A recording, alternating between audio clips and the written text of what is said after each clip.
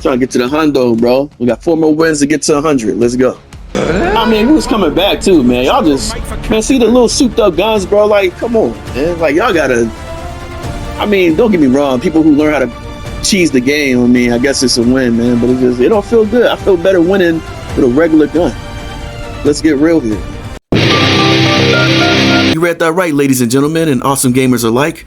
We're going to be talking about something a little more nefarious than skill-based matchmaking, or how bad Call of Duty Black Ops 6 is, even though I'm having fun with the game, though I'm horrible at it. No, we're going to be talking about something a little more sinister, a little more heinous, a little more soul-crushing than trying to buy the most popular Christmas present on Christmas Eve when it's all sold out. You're looking for a Turbo Man? A gentleman dog, yes. Gentleman! Nah, just playing. It's not that deep. But no, we're going to be talking about the infamous YouTube algorithm. And if it's still worth making a YouTube channel now or in the near future. Let's get into it.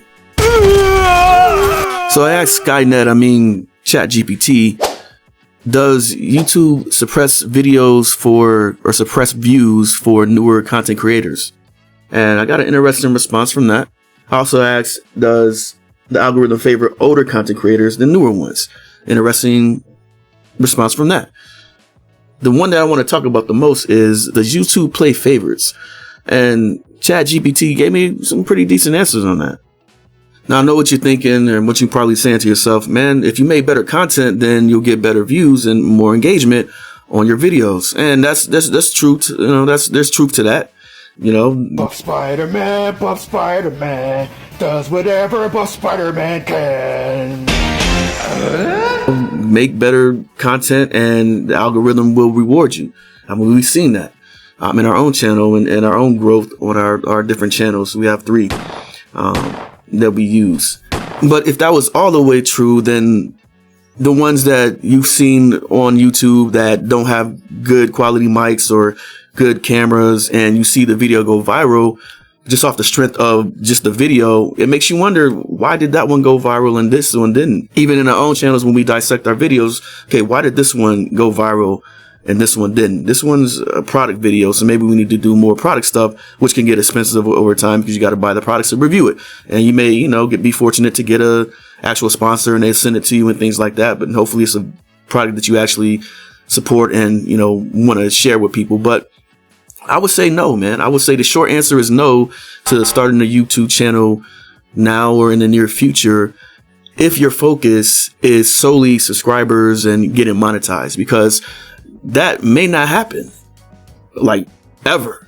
So that's a reality, and that's a real conversation you have to have with yourself when it comes to making a YouTube channel. Why am I doing this? Is this something I really want to do for just the sake of, me being a creative person? I like just to do creative things, and just for myself, it's a hobby. If it's a hobby, cool, great.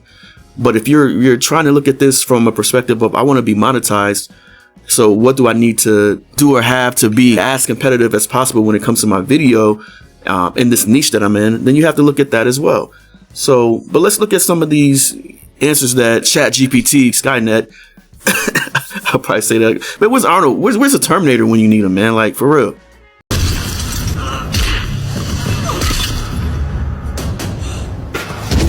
Come with me if you want to live. So let's look at this.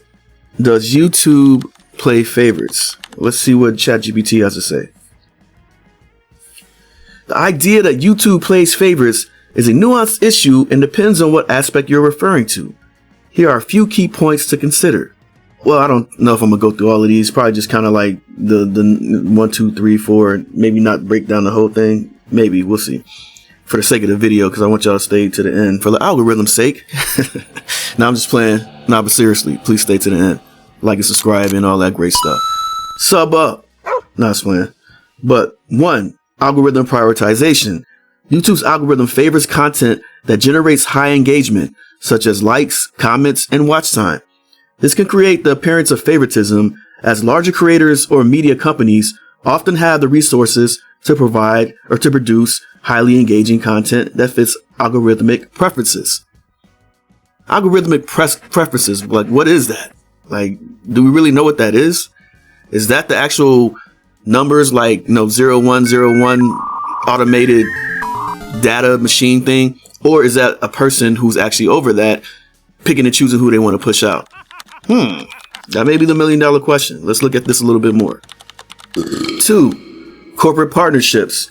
It's kind of, self-explanatory. You see people, celebrities on the homepage, and some people get some preferential treatment when it comes to certain promotion on the platform and visibility, I believe, on the platform, because they have a relationship. They're media companies, they're celebrities, and they have and bring premium content and views and people to the platform of YouTube. It's a business overall. So I do understand that aspect of YouTube being a business, Google being a business. So, the more eyes they get, the better. However, I really don't agree with the whole, okay, my video is good enough for you to put an ad on it, then it's good enough for you to monetize us. But they're doing some little shady stuff to where they're not monetizing people and still putting ads throughout the whole entire thing.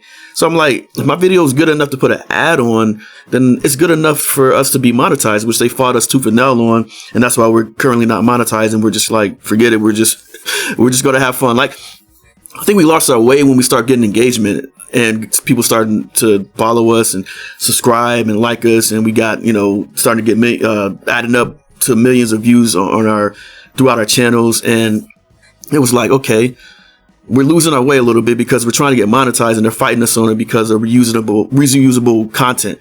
And that reusable content, it is their policy. So you really have to be careful with what you do. Like if you just download a video and upload it with no commentary or changing it at all, then yes, it's going to get popped for reusable content. But if you try to, maybe react to it or add some different things, you try to make it as different as possible, and you have better chances of actually passing through YouTube's criteria when it comes to or quality control and checks when it comes to your content and video for monetization if you properly look at that. So be careful when it comes to reusing stuff. I mean, we have it on our channel, our main channel, and we just kind of said, forget it. We left it there because we deleted a lot of videos that were just straight up reused content that we thought we changed enough, like putting different commentary, putting different words and words on the screen and different how we chopped it up. But you really have to have like commentary or small bits and pieces of it for it to be more so considered is user friendly. What it called fair use. There you go.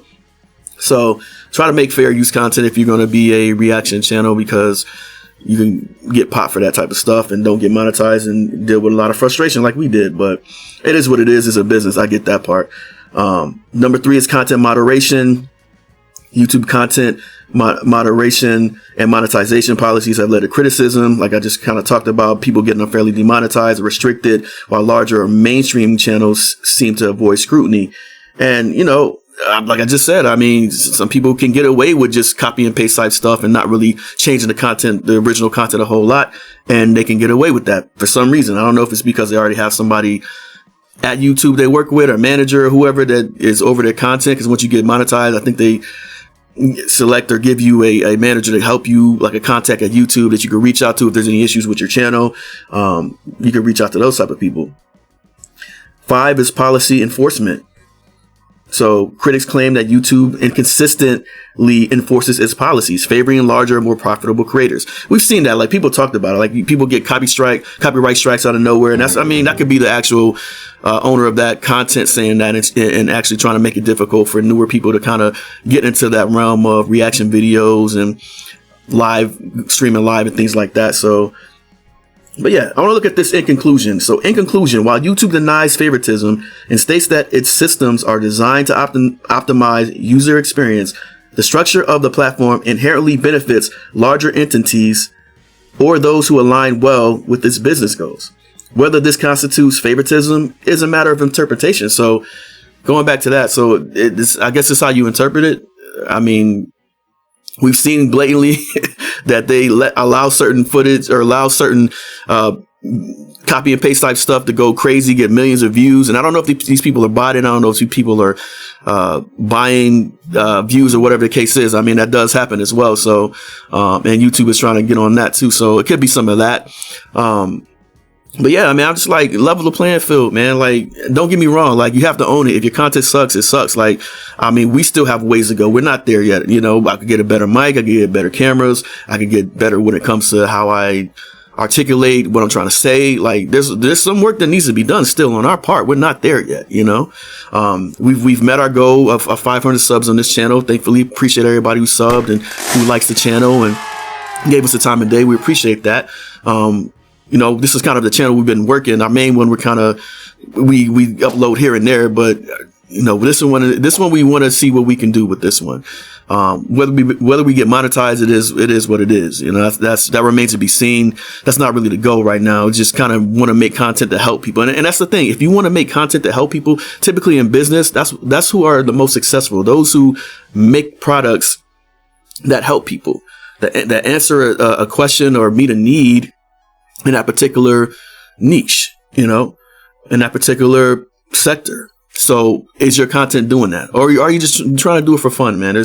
There's a lot to look into when it comes to it, man. But I will say, for those who are just looking to have fun, go ahead, man, have fun. You got your phone, you know what you're trying to do.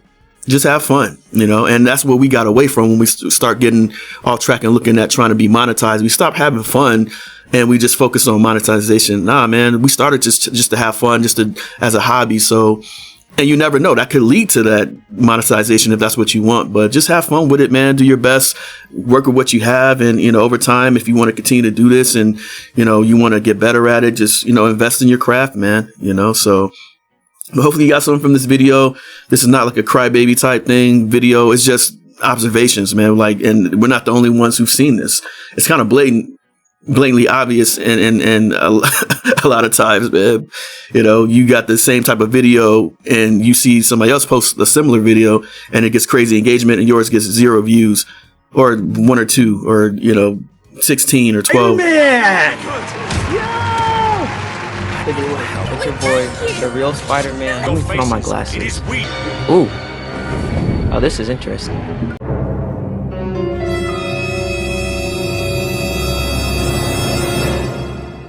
Not a lot. Like, we got 500 subs, but only 12 views. Like, and granted, people have to actually hit the notification bell, so that's important too. So make sure you do that as well when it comes to the videos. That helps with engagement as well, overall. But yeah, man, you want people, retention is important. You want people to stay on the video as long as possible. Doing chapters helps with that. Skipping around, people can, you know, skip around. But yeah, man, let us know your thoughts. Let us know if you think that YouTube plays favorites. Do you think that they suppress views on newer content creators? What's your experience with YouTube? And, you know, why are you doing it? You know, this is the holiday season, so hope everybody's doing good in that regard and have a great holiday and Merry Christmas and everything and eat good. And so, yeah, man, just, if you enjoy the content, make sure to like and subscribe, man. It's cool if you do, cool if you don't, but thanks for taking the time to just listen and check us out, man. We appreciate it at Hack the Gamer, man. So thanks for watching, and until next time, Turbo Man, take us home. Thanks, Turbo Man. I knew you'd save me. You can always count on me.